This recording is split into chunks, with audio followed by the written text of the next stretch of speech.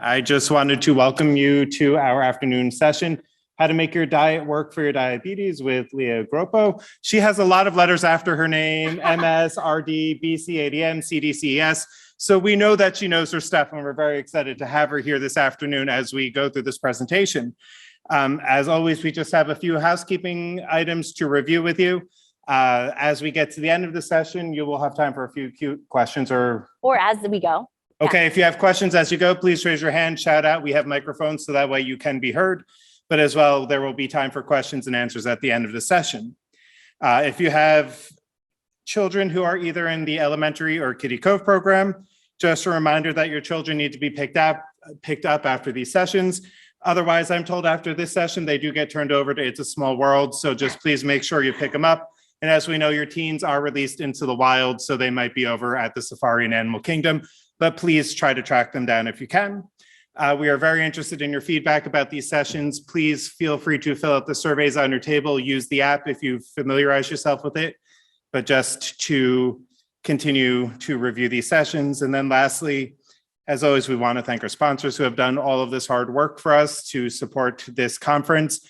And please make yourselves comfortable at home, and I give you our presenter. Thank you so much. Thank you so much. Hi, everybody. Thank you so much for coming, especially after lunch. Hopefully your stomachs are full. And so all of these food photos that I have, hopefully will not be something that makes you even more hungry. I feel like whenever a dietitian speaks before lunch, it's a very great appetite stimulant because we have lots of pictures about food.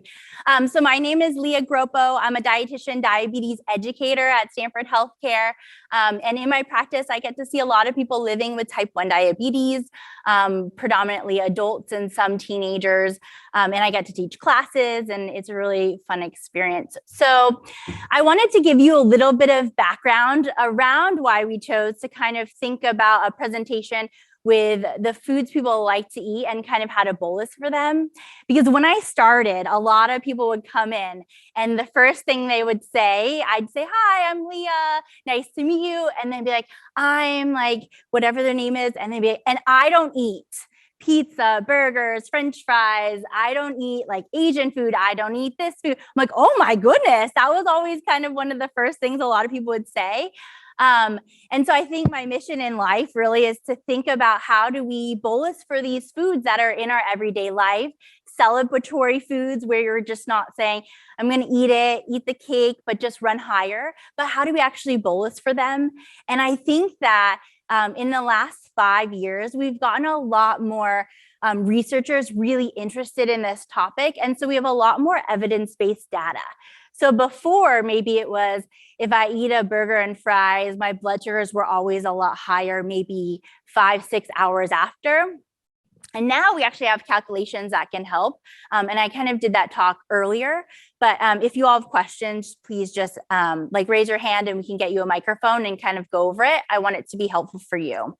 So the thought is how to make your diet work for your diabetes, or another way to phrase it, how to make what you want to eat also something that you can bolus and feel confident about. So really, we're going to think about different foods, like maybe vegetarian foods, higher carb foods, lower carb foods, and what that looks like today. I always want to start off with a little bit of background. So thinking about, so we're all on the same page, what is a carbohydrate? So carbohydrate is a very helpful skill, I think, if you're living with type 1 diabetes, to just kind of know, first to be able to identify foods with carbohydrates, know the portion you plan to eat and the grams associated with that. But these are all examples of carbohydrate foods. And then here's some examples of different protein foods. So of course, meat, and then we also have plant-based foods. So this is something that we were talking about earlier in the conference, that some foods like maybe beans or legumes, grains like quinoa or amaranth are things that are predominantly carbohydrate based, but also have elements of amino acids and proteins. So we can think about them sort of in this dual idea, but mostly around carbohydrates. And of course, we have the plant-based options and meat-based options. And then lastly, our last macronutrient that we like to think about is fat. So fats can come from multiple different sources as well. We can have plant-based fats and animal-based fats. We also have saturated fats and unsaturated fats.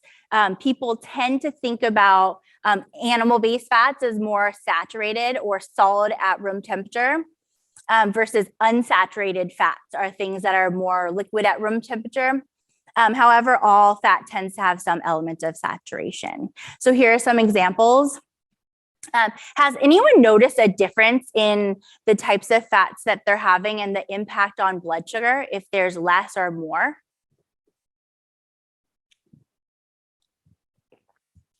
Anyone?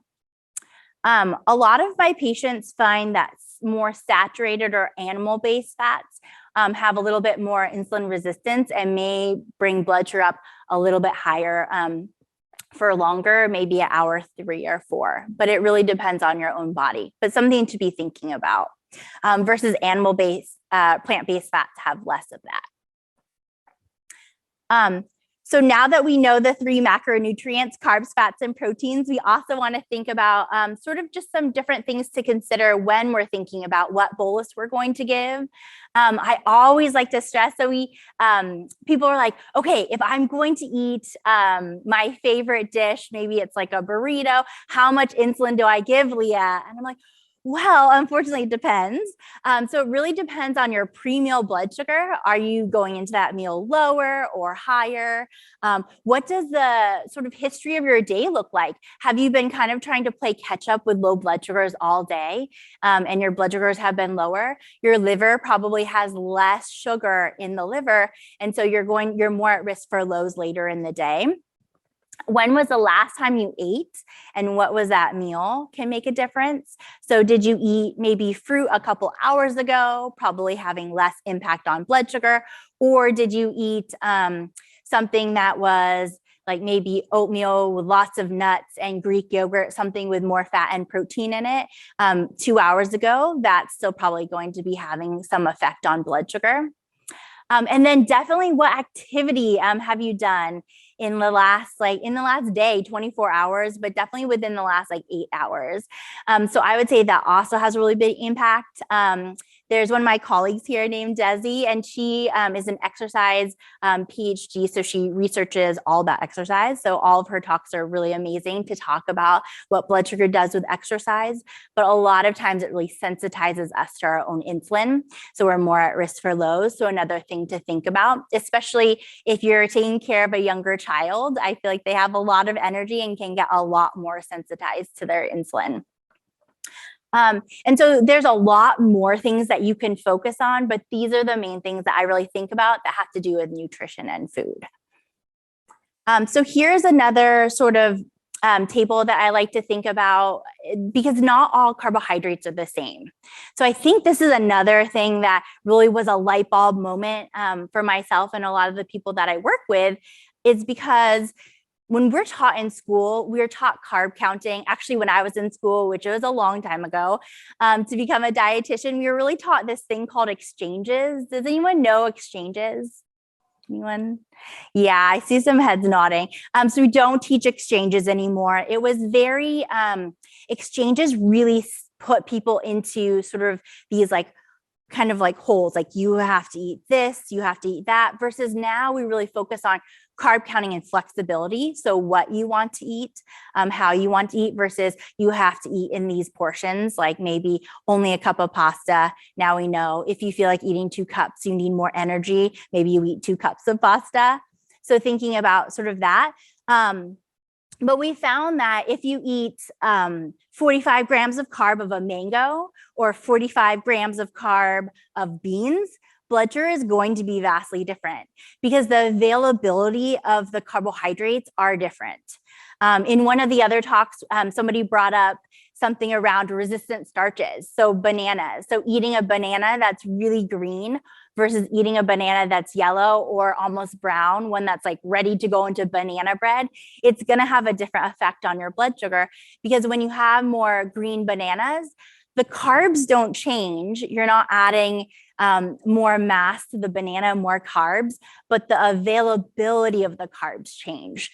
So instead of going from more resistant starches, I always think about resistant starches are kind of like carbs that are bound up in a package, maybe a present you could think about. So energy in a present, and as it ripens, it's like you're opening that present and have more availability.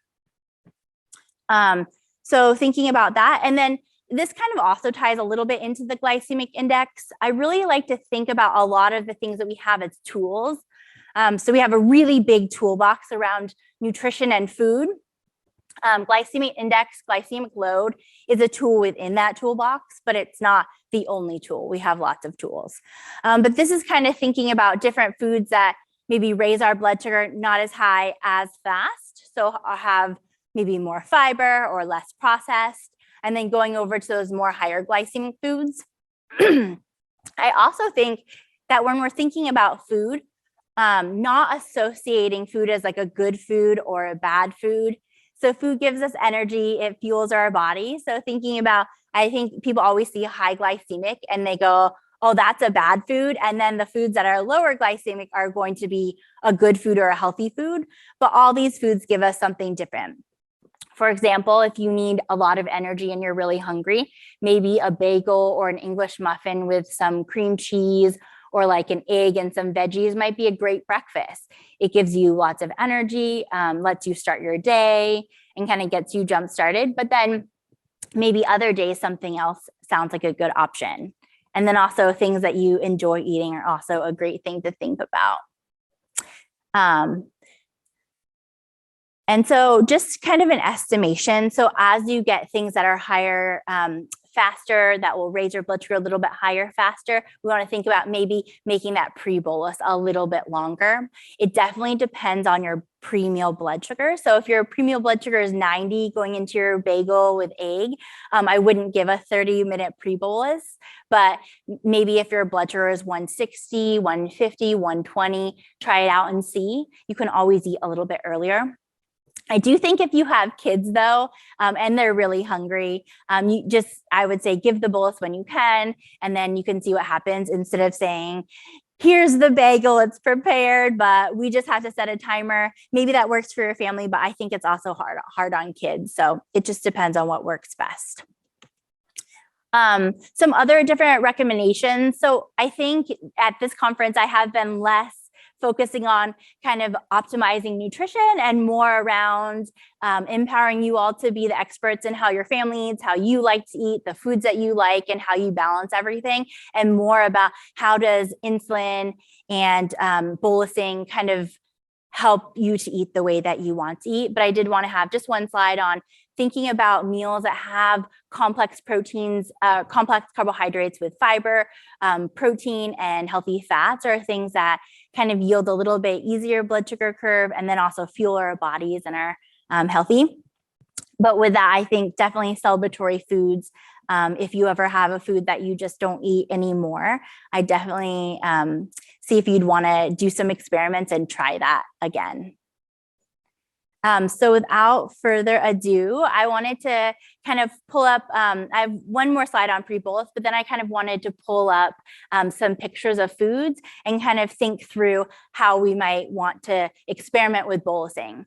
So everybody's body is different. And so these are just guidelines. Everybody's on a different device or not on different device, like on MDI, multiple daily injections.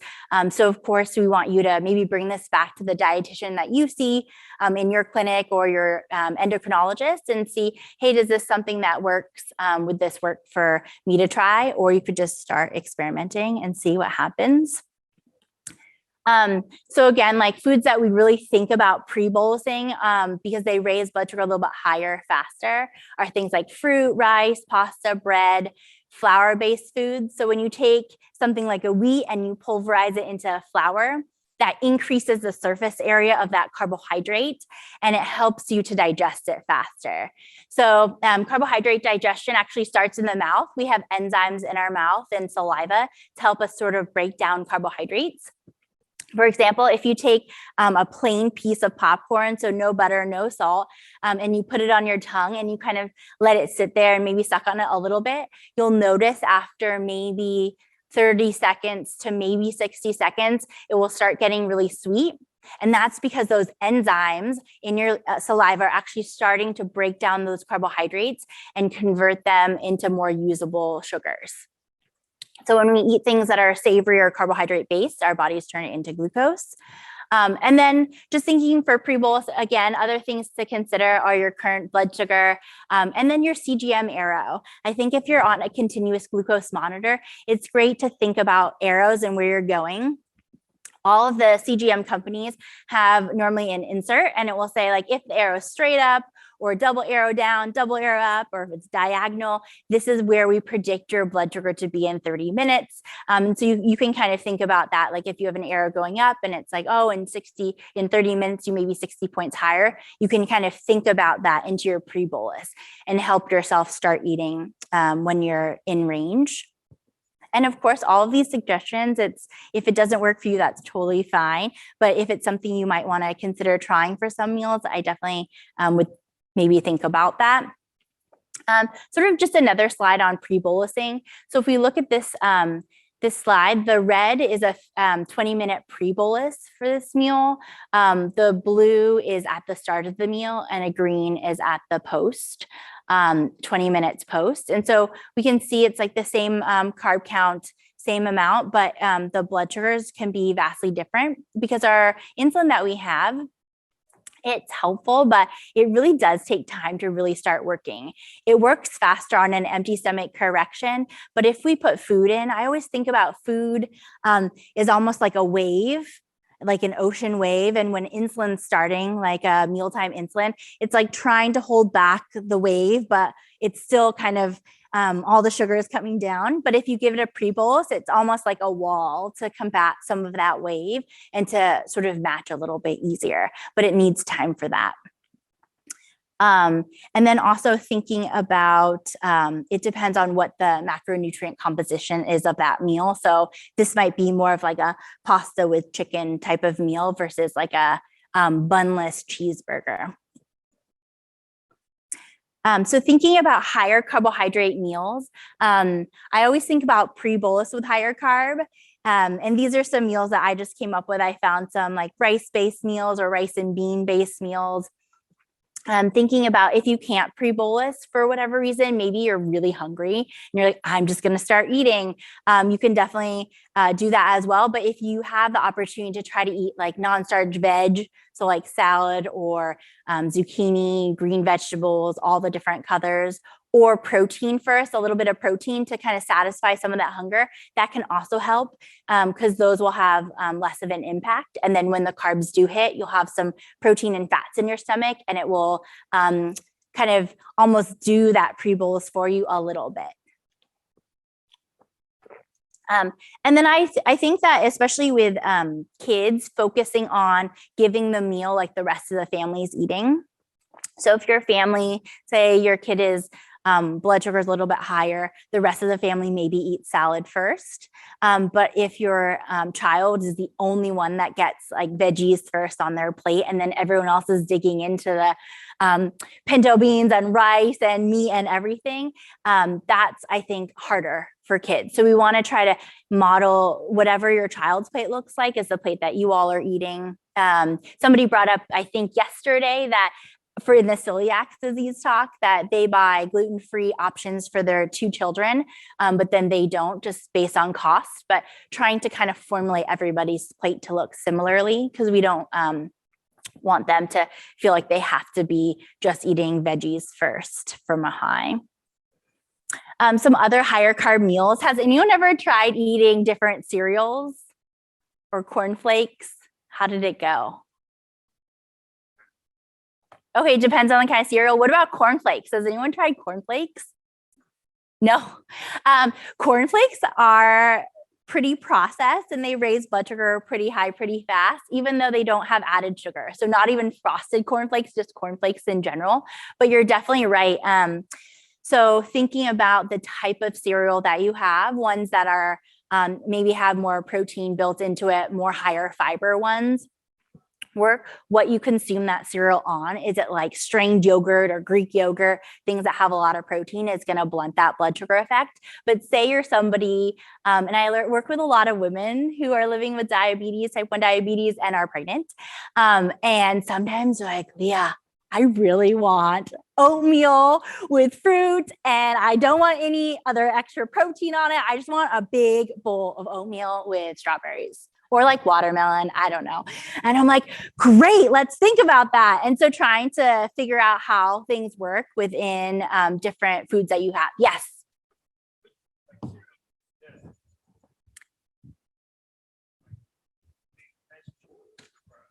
Yeah, question was, so best choice of cereal. So I like higher fiber cereals. There are some, I don't have like specific brands. I think it just would depend on maybe trying. They do have some other cereal that are more like high fat. So they have granolas that are more like nut based. So instead of oats, they use like almond slivers and things. You could try that. You may get a higher blood sugar spike like at hour 3 post. But with cereal, I do try, unless you're somebody who really wants regular cereal and you're a pregnant mom, or I mean, anybody who really wants it, to try to think about maybe strained yogurt, something with more protein, to sort of mix it and have that balance. Yes. I think 95% of the cereals you get at the grocery stores largely don't work with type 1, just in my 30 years of eating. So what we found, Catalina Crunch is pretty good. Yeah. My kids love it because it's crunchy and it's very, very low in carbs and it's very high in protein and fiber. So it really fills them up quickly, like a small amount. And I sometimes use that and I sort of cut it. I mean, it's not the way to say it, but cut it with something else like, almond slivers.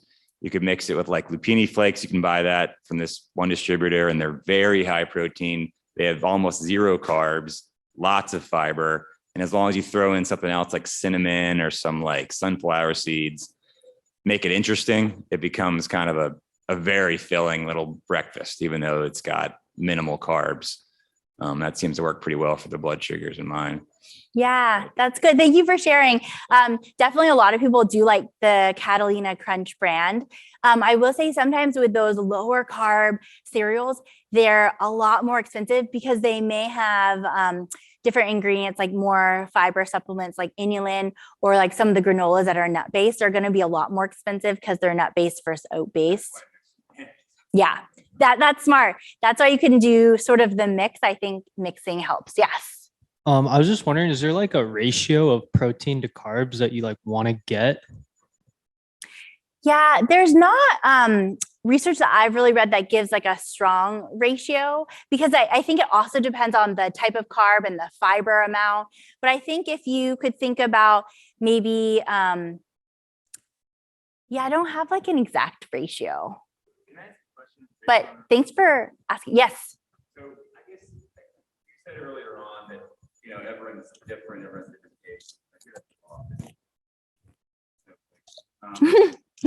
So, what is everyone with type 1 trying? What is their goal? Like, what is everyone's goal with type 1? It's to live.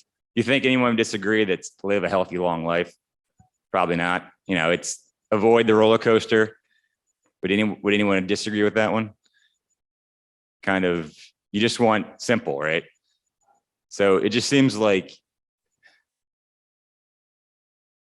higher protein foods, more fiber, more good fats and less carbs sort of hit all those in most cases. The less insulin you take, the less of an error goes along with that meal each time. Like what is the average error when someone estimates carbs for a meal? Isn't it like 50% sometimes? Yeah, it depends on the person, Huge. but it can be high. Yeah. It depends on too if it's like restaurant food or not. Right, yeah. right.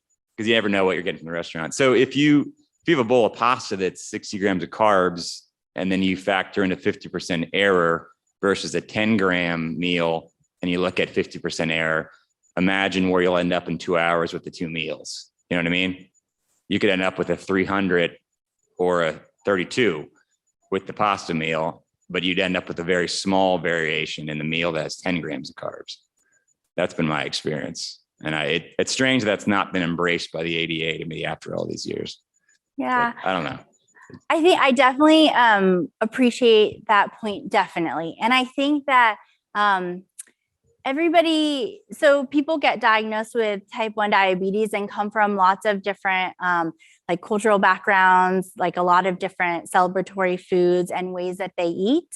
And I think that maybe we're at a pendulum swing because we used to do exchanges and it was like, it doesn't matter what you did before you were diagnosed with, I mean, this is more extreme, but before you were diagnosed, now we're going to teach you exchanges and these are the food options within the exchanges. So it's like very rigid. And I think that maybe 10 years post, we've really seen sort of the pendulum swing. Sometimes when people get really restrictive, you can do it for a certain amount of time, but eventually like the pendulum can also swing the other way. So we try to just let people decide the way that they want to eat and help them sort of understand how to match and how insulin and all of the technology that we have can help them eat the way that we want. But I have a lot of people that I work with that do like to do the lower carb, healthy fat, higher protein for their blood sugar. And I definitely help support that and we brainstorm ideas. But I also have people who like really higher carb, who have like more variable intake, maybe multiple jobs.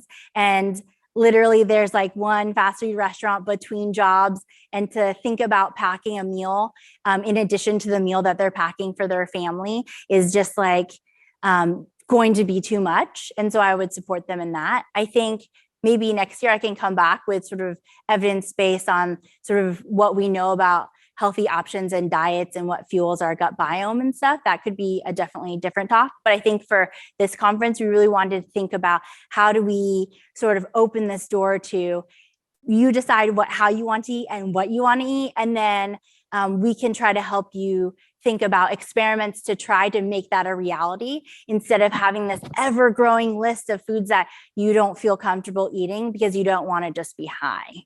Is I think where we sort of came at this idea.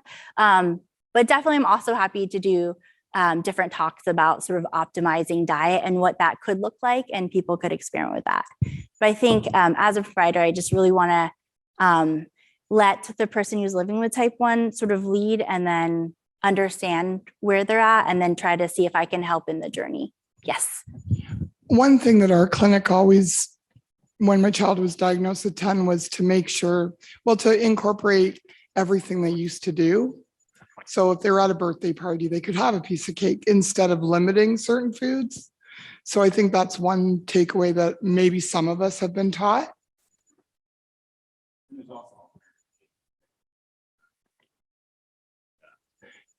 Yeah. But again, it's segregating them. That's just like my school of thought. But I just think it's important too that, they're able to partake in things. That's what we were taught.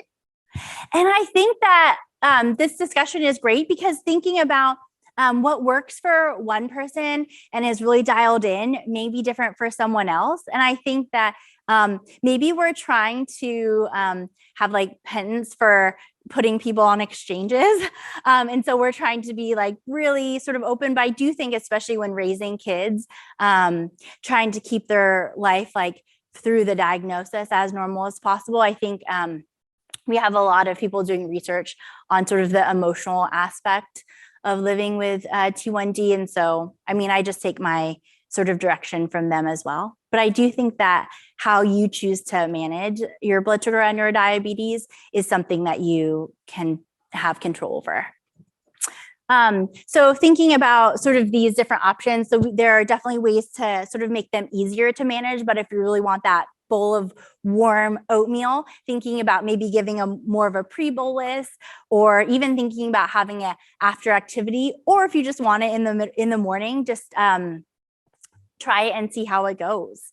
Maybe try inhalable insulin with it, something that's going to work a lot faster if you have access to that, or practice and see what happens like with your pump. Maybe think about Some pumps you can kind of think about taking your basal rate forward from like the 30 minutes or 60 minutes forward and sort of pulling it into more of a super bolus. So you bolus a higher amount, but then your basal rate is not. So you pull your basal into that blood sugar.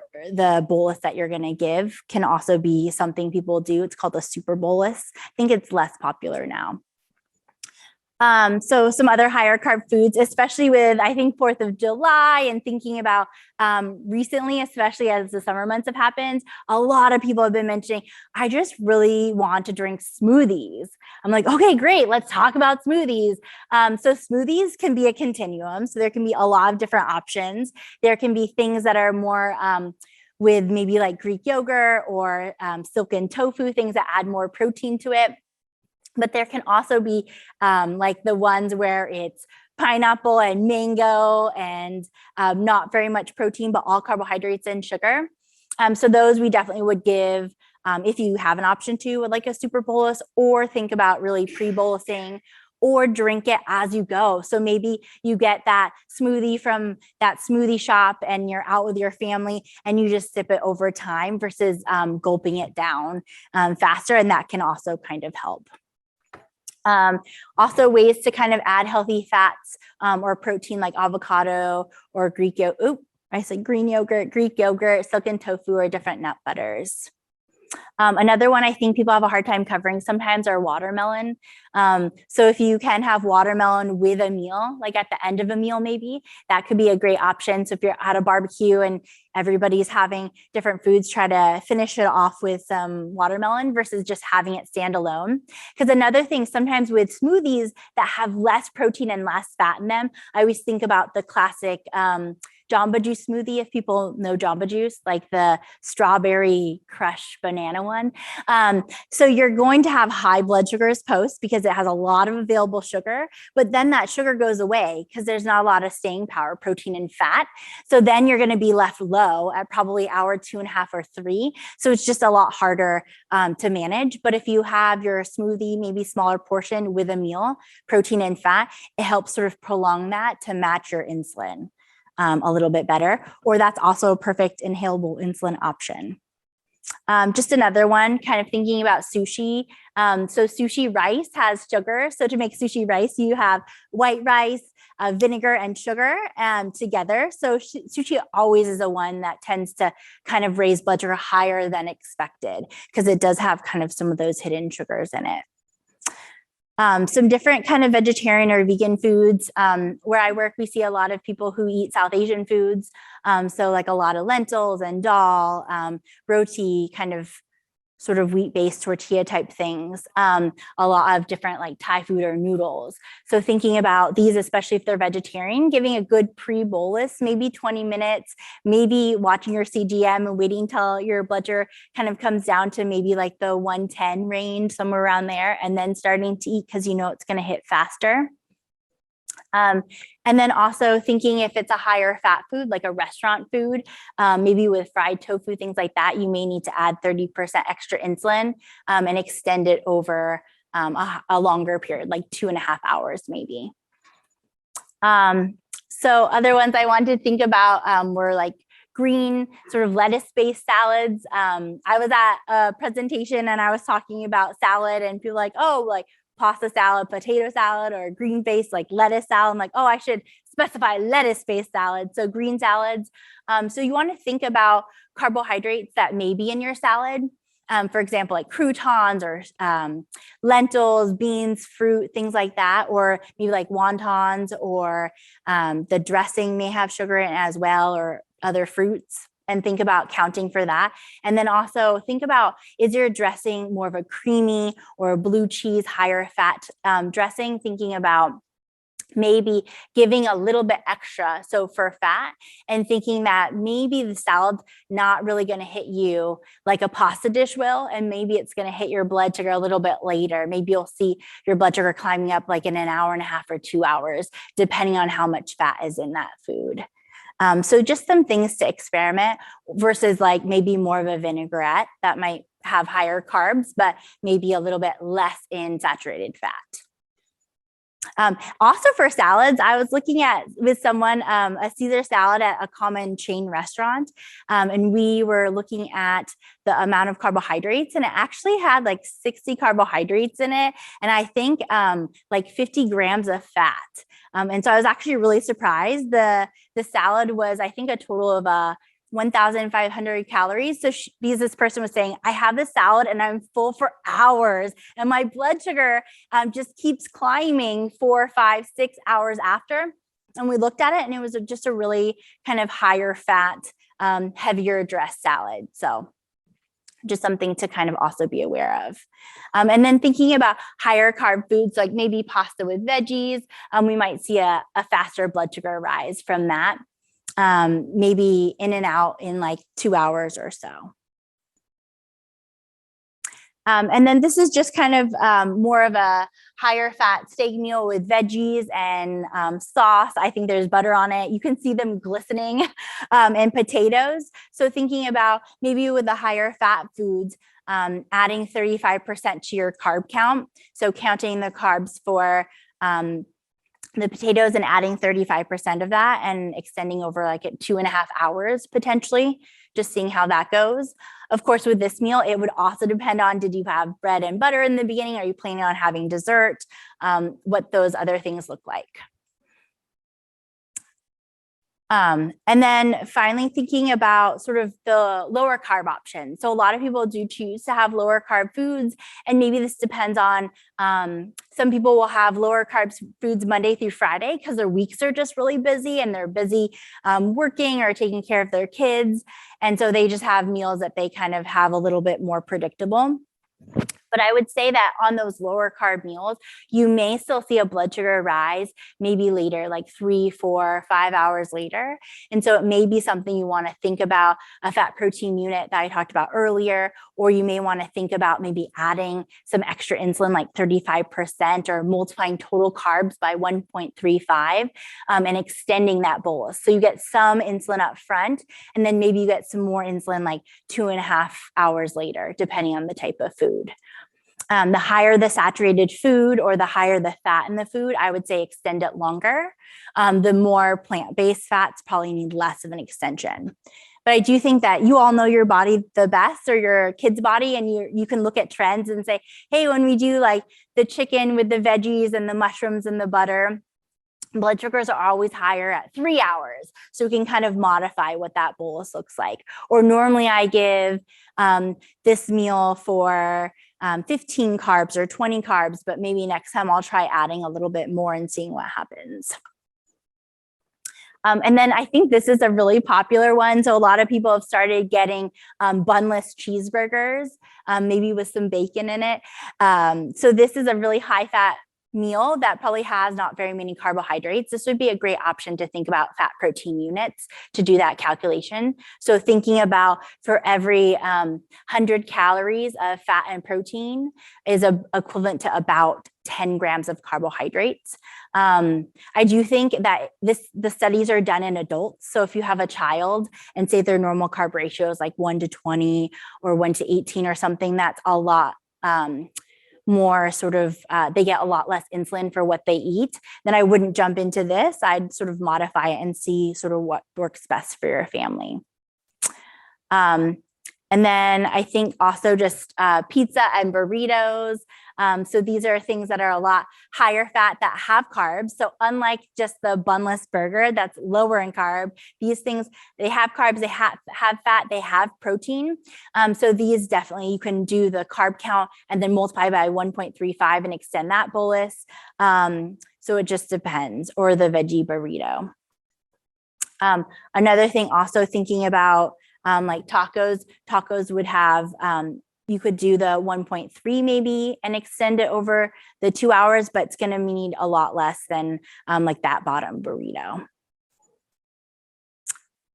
And then I wanted to kind of think about just some other tools just to have in your mind. I don't want to over kind of talk about so many things that it makes it harder to think about experimenting and eating, but I do really like thinking about how different things affect the food we have. So first, we know the food product in and of itself is going to affect. So how much resistant starches, like those green bananas, or how much like processed it is. So if we think about a wheat berry versus wheat flour versus whole wheat flour, white flour. So as we process more, increased surface area, and where it increases our ability to digest and absorb.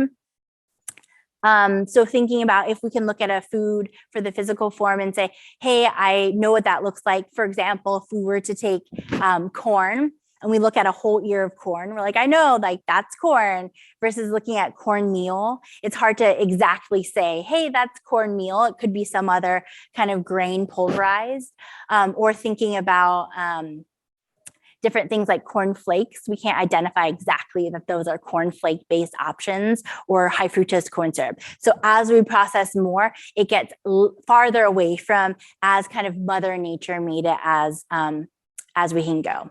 So even thinking whole fruit versus smoothie. So those things can definitely have an effect. And when we think about an effect, it means maybe it needs more of a pre-bolus, maybe it needs more insulin up front, are the things that we want to think about.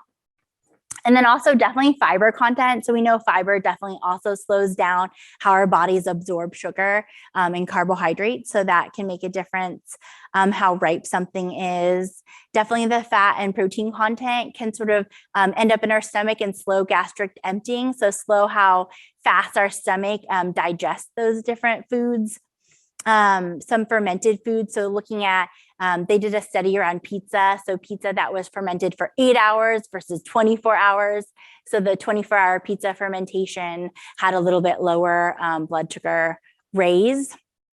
Some people also talk about sourdough, for example. I find that with the people I work with, it's a hit or miss. So some people will say, I'll have sourdough and it really spikes my blood sugar. And I have other people who will say, I can have sourdough and it really keeps my blood sugar steady. So all of this is just kind of an experiment. And then definitely temperature wise. So warmer foods can raise blood sugar higher faster. And then this is just 2 examples. So the larger kind of soupier one is like kind of like a lentil soup, a South Asian lentil soup, like rasam. And so the lentils are boiled down a lot and then pulverized and blended. So that raises blood sugar higher faster, even though all of the fiber is still within that soup product. It's now more broken down. So the process of cooking and blending it did the digestion process for you. So it's a lot easier to have access to those nutrients and raise blood sugar versus some more just boiled lentils that are more al dente. And then I also wanted to talk a little bit about fiber and net carbs because it's come up a lot at the conference. So I wanted to throw some of those slides in. But really, when we think about fiber, the definition is a carbohydrate that basically doesn't get digested like other carbohydrates. So if we think about like a wheat berry, the outer part has most of the insoluble fiber. I always think about that almost like scrubber brushes in your colon. So versus soluble fiber is more like gel-based fiber, it forms gel.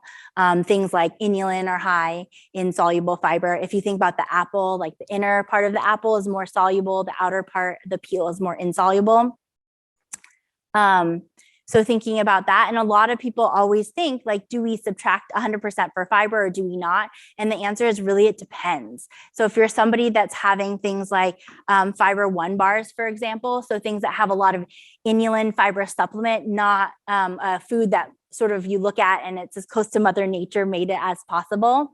That's really something that you could really think about subtracting for fiber. Normally I say maybe subtract half of your fiber if it's something that you want to experiment with because you don't want to go low.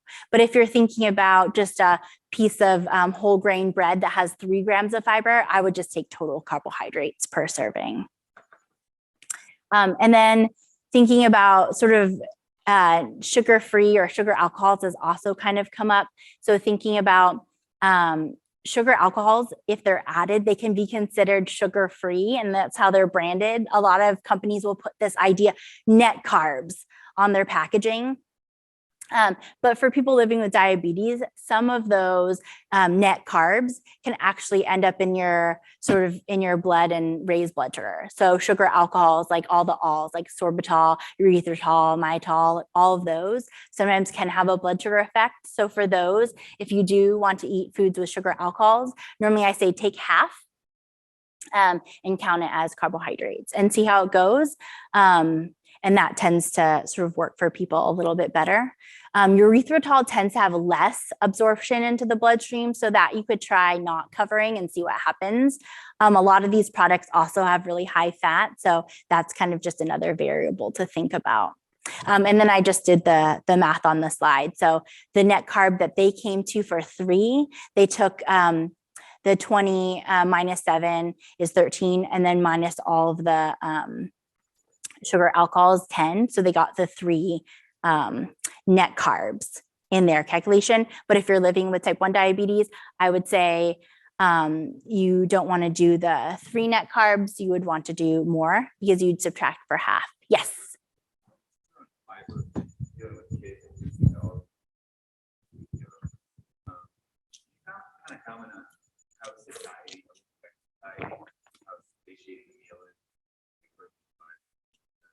Yeah, definitely.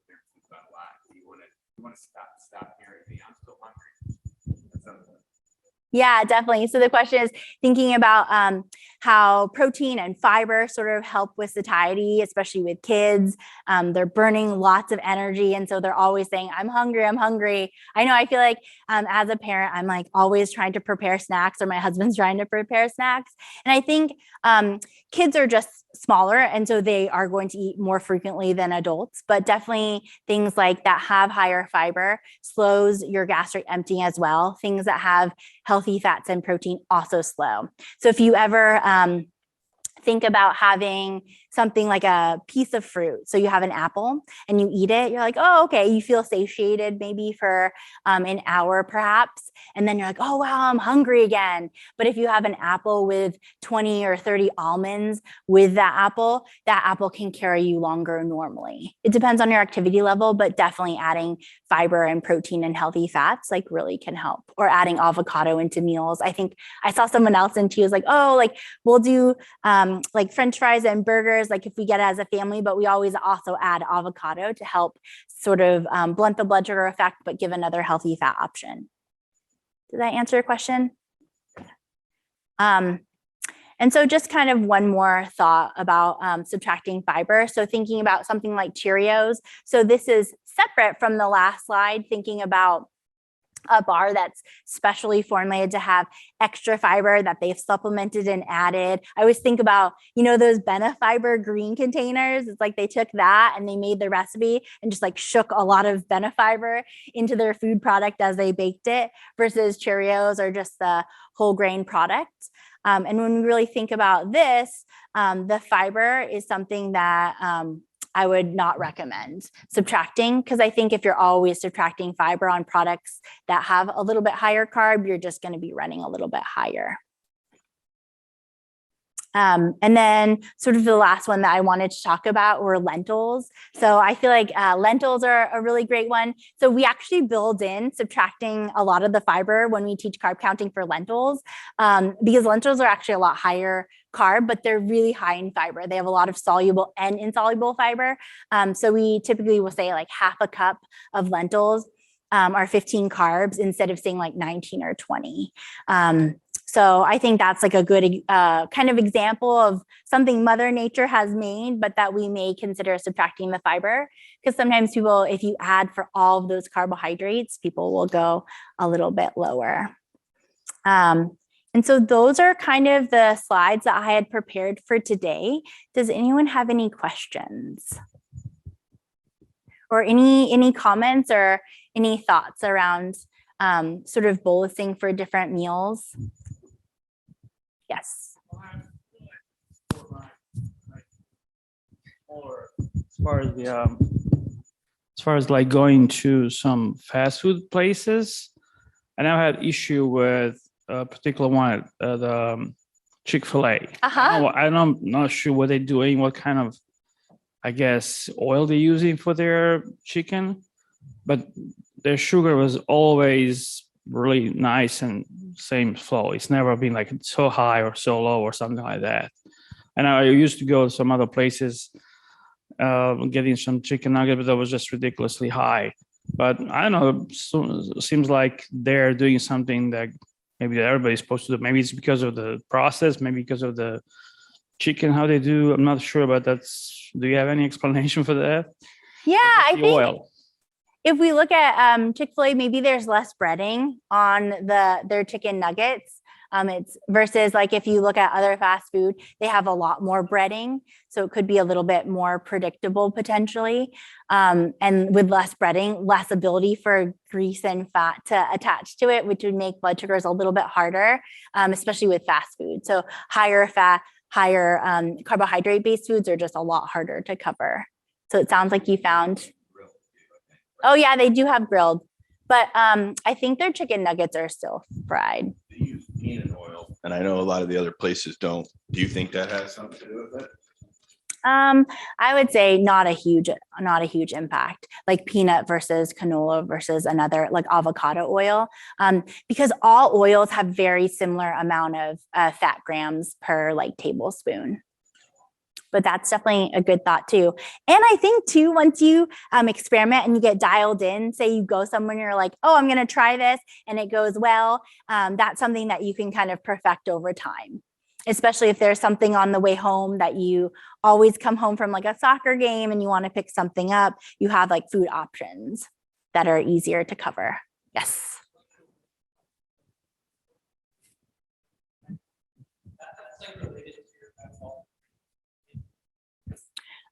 So your question is, So like as like your blood sugar is going to raise or based on what foods you eat, that has to do with how your body metabolizes it too, right? So Yeah. like if you were to like exercise a lot one day and then like speed up your metabolism, that's going to like affect, I don't really know how to ask it, but it's going to like affect how you would like.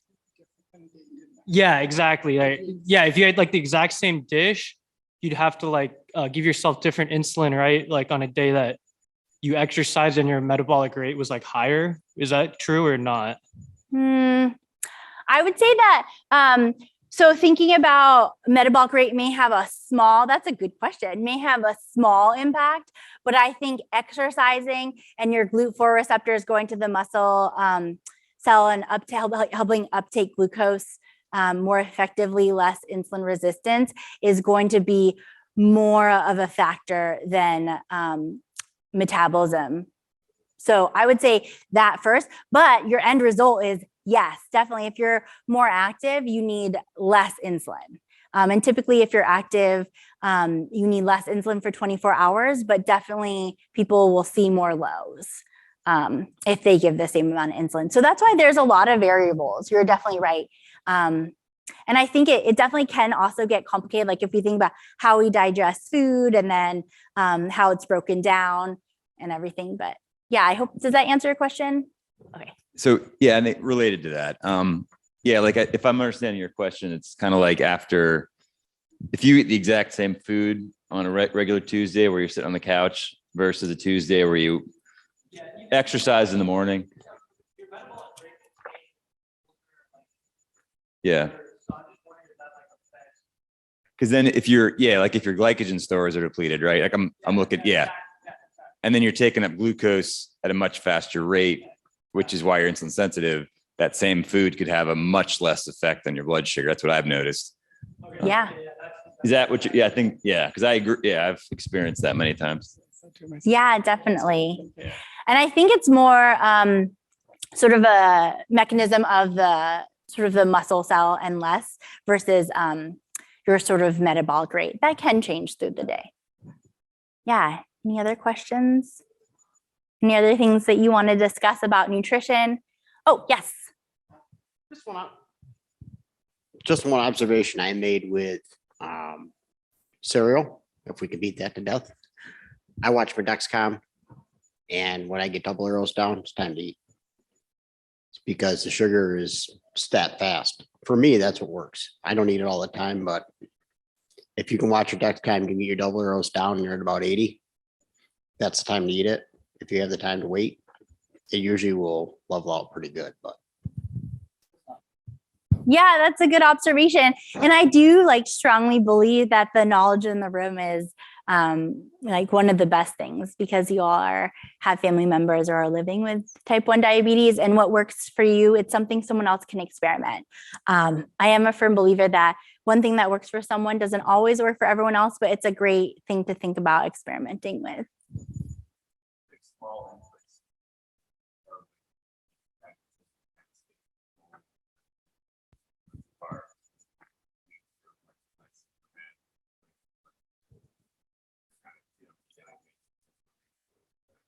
Yeah, I think I have a lot of people who do like smaller inputs and do like more frequent like protein, fiber, healthy fat type of meals.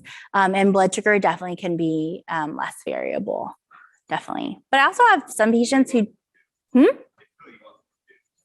yeah, sometimes, especially as an adult, then you don't need to think about eating as often and thinking about it. And I do think some people that I work with maybe want to have to think about food less, and that's also totally fine. And maybe that's like a good option to think about. Or I have some people who do like, maybe they have 10 meals they circle through because they feel comfortable with those meals, but everybody's different.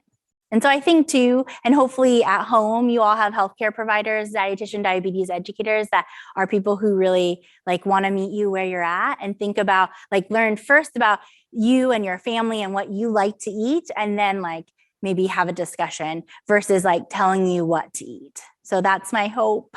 But thank you so much for your time and questions and the opportunity to hang out with you all for this hour. I really appreciate it. Bye.